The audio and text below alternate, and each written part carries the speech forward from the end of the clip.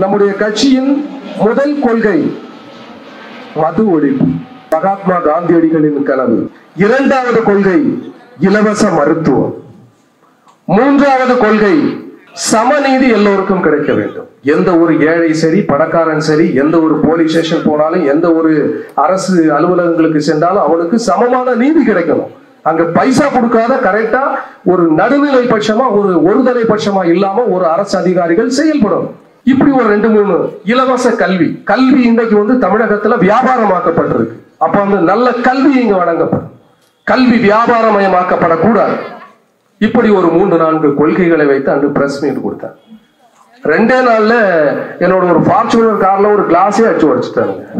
அப்போ நீ எல்லாம் அது பண்ணணும், அதனால தானே நம்ம இறங்குறோம். இது மாதிரி ஆளுங்க நாங்க களத்தில் இறங்குறது எங்களுக்கு தெரியும். நீங்க கல்ல அடிப்பீங்க, நீங்க வர்ற கூட்டத்தை வராம பண்ணுவீங்க.